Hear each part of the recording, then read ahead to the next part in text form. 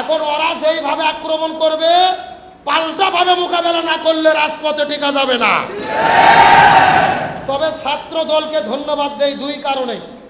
কি দেই? ছাত্র দলকে ধন্যবাদ দেই দুইটা কারণে। প্রথম নম্বর কারণ হলো, এই বাংলাদেশে প্রচার করা হতো যে শিবির মানে রক কাটা, শিবির রক কাটে। কিন্তু ছাত্রদল চট্টগ্রামের সিটি কলেজে আমাদের ভাইয়ের গোড়ালি কাটে দেওয়ার মাধ্যমে প্রমাণ করেছে যে শিবির রক কাটে না, রক আর গোড়ালি ছাত্র দল কাটে। এটা আজকে জাতির কাছে প্রমাণ হয়েছে। আর দুই নম্বর ধন্যবাদ দেয় এই কারণে, তারা হাতের ভেতরে রামদা, চাইনিজ কুড়াল, চাকু নিয়ে, অস্ত্র নিয়ে তারা প্রমাণ করেছে যে এরা পতিত স্বৈরাচার, ওই ছাত্রলীগের প্রো ভার্সন। অর্থাৎ ছাত্রলীগ যা করে গেছে এরাও সেটা করতে চায়। এটা তারা এই গত 2-3 দিনে প্রমাণ করেছে। সুতরাং আমরা শুধু একটু কথাই বলতে চাই, নতুন করে কেউ স্বৈরাচার হতে যায়েন না। আর যদি কেউ স্বৈরাচার হতে চায়, পতিত স্বৈরাচারদের আমরা যেভাবে মোকাবেলা করেছি একই রকমভাবে এদেরকেও মোকাবেলা করতে আমাদের প্রস্তুত থাকতে হবে। আমরা সকলে জানি, পবিত্র কোরআনুল কারীমের পরে এই পৃথিবীর ভেতরে সবচাইতে বিশুদ্ধ 6টি গ্রন্থ, এবং এই 6টি বিশুদ্ধ গ্রন্থকে সিয়াসিত্তা বলা হয়। হাদিসের 6টি বিশুদ্ধ গ্রন্থ, সহি বুখারী, সহি মুসলিম, সুনানে নাসাই, সুনানে আবু দাউদ, সুনানে ইবনে মাজা, জামিয়াত তিরমিজি, এই 6টি কিতাবকে সিয়াসিত্তার কিতাব বলা হয়। এই যে জামিয়াত তিরমিজি, এই তিরমিজি শরীফের ভেতরে হাদিসটি বর্ণিত হয়েছেন। এবং ইমাম আহমদ ইবনে হাম্বল রহিমাহুল্লাহ তিনি বর্ণিত আহমদ শরীফের মধ্যে হাদিসটি বর্ণিত হয়েছেন। হাদিসটি বর্ণনার সময়কাল, এই হাদিসটি বর্ণিত হয়েছে রাসূল আরবি সাল্লাল্লাহু আলাইহি ওয়াসাল্লামের মাদানী জিন্দেগিতে, যার প্রমাণ আমরা পাই এই হাদিসের শেষে। রাসূল আরবি সাল্লাল্লাহু আলাইহি ওয়াসাল্লাম বলেন, যে ব্যক্তি মানুষদেরকে জাহিলিয়াতের দিকে আহ্বান করবে সে অবশ্যই জাহান্নামের ইন্ধন হবে, যদিও সে নামাজ পড়ে, রোজা রাখে, নিজেকে মুসলমান বলে দাবি করে। আমরা সকলেই জানি, নামাজ, রোজা, হজ, যাকাত প্রত্যেকটা বিধান নাজিল হয়েছে রসুলের মদিনার জিন্দেগিতে। শরীয়তের অধিকাংশ বিধান মদিনার জীবনে নাজিল হয়েছে। এখান থেকে আমরা বলতে পারি এই হাদিসটি রসুলের মদিনার জীবনে বর্ণিত হয়েছে। এই হাদিসটি আরও একটি পরিচয়, এই হাদিসকে হাদিসে কুদসি বলা হয়। হাদিসে কুদসি ওই সমস্ত হাদিসকে বলা হয় যে হাদিসের মধ্যে বর্ণিত থাকে যে মহান আল্লাহ বলেছেন, অর্থাৎ যেই হাদিসের কথা আল্লাহর কিন্তু ভাষা হলো রসুলের। কার ভাষা? কথা আল্লাহর, কিন্তু রসুলের মাধ্যমে বর্ণিত হয়েছে। এগুলো হাদিসকে হাদিসে কুদসি বলা হয়। যেহেতু হাদিসের মধ্যে রসুল আরবি সাল্লাল্লাহু আলাইহি ওয়াসাল্লাম বলেছেন, আমি তোমাদেরকে 5টি বিষয়ের নির্দেশ দিচ্ছি, যেই 5টি বিষয় আমাকে আল্লাহ নির্দেশ দিয়েছেন, তাহলে বোঝা যায় এই 5টি বিষয় মূলত কার কথা? আল্লাহর কথা। সুতরাং এটা হাদিসে কুদসি। হাদিসের ব্যাখ্যায় যদি আমরা লক্ষ্য করি, আন হারিসুল আশআরী রাদিয়াল্লাহু তাআলা থেকে বর্ণিত, তিনি বলেন রাসূল আরবি সাল্লাল্লাহু আলাইহি ওয়াসাল্লাম বলেছেন, আনা আমুরুকুম বিখামসিন, আমি তোমাদেরকে 5টা বিষয়ের নির্দেশ দিচ্ছি। কয়টা বিষয় নির্দেশ দিচ্ছেন রসুল? রাসূল আরবি সাল্লাল্লাহু আলাইহি ওয়াসাল্লাম তারপরে বললেন, আল্লাহু আমারনি, যেই 5টি বিষয় আল্লাহ আমাকে নির্দেশ দিয়েছেন। আমি আপনাদের জিজ্ঞেস করতে চাই, রসুল যদি শুধু আমাদের নির্দেশ দিত, আমরা এই কথার প্রতি গুরুত্ব দিতাম কি দিতাম না? অবশ্যই দিতাম।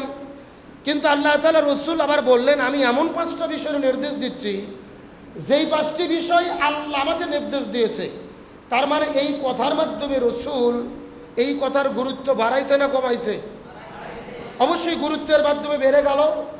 যে যেই কথা রসুলও বলেছেন, আল্লাহও বলেছেন, তার মানে বিষয়গুলো অত্যন্ত গুরুত্বপূর্ণ। 5টি বিষয়ের প্রথম নম্বর বিষয়, রাসূল আরবি সাল্লাল্লাহু আলাইহি ওয়াসাল্লাম বললেন, বিল জামাতি, তোমাদেরকে জামাত করতে হবে। জামাত শব্দের অর্থ হলো দল। জামাত মানে কি? জামাত মানে কি শুধু বাংলাদেশ জামাত ইসলামী নাকি? জামাত অর্থ কি? দল, সংঘবদ্ধ সংগঠন।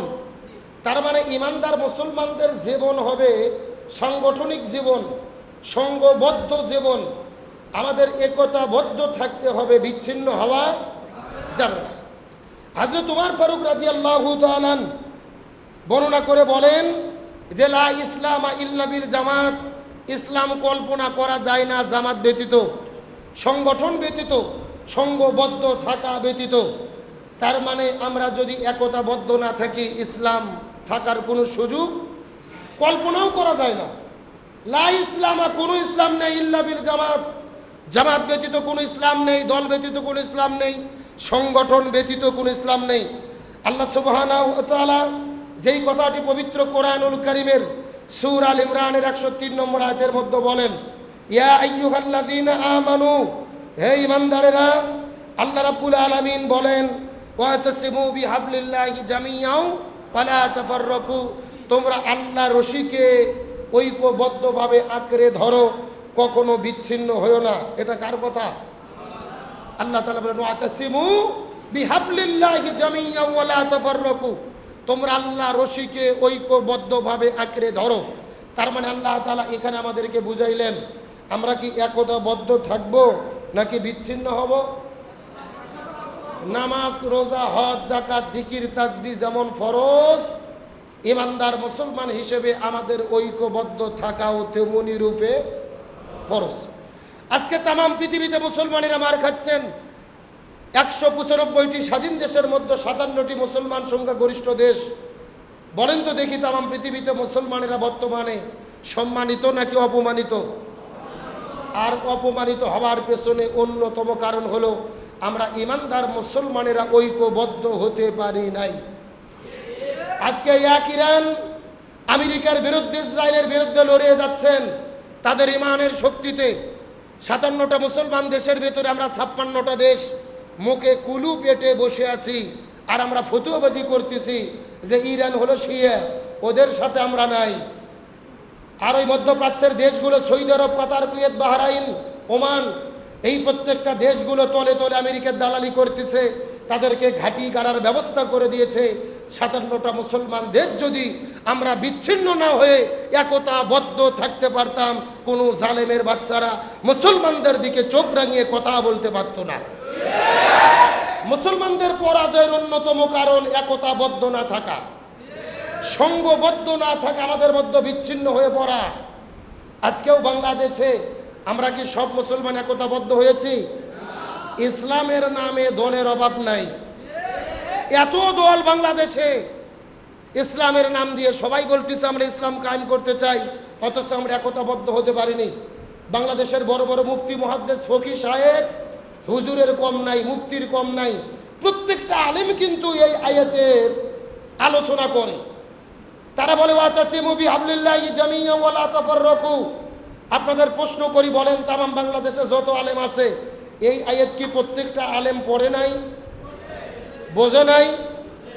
আমরা প্রত্যেকে আয়াত পড়ি, আমরা বুঝি, কিন্তু সমস্যা হলো এই আয়াতের আমরা আমল করি না।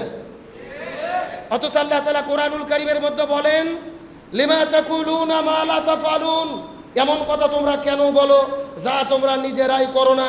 কাবুরা মাক্তান ইনদাল্লাহি আন তাকুলু মা লা তাফআলুন, আল্লাহর কাছে সবচাইতে অগ্রহণযোগ্য, অপ্রিয় কাজ হলো এটা যে তোমরা শুধু মুখে মুখে বলবা কিন্তু সেই অনুযায়ী আমল করবে।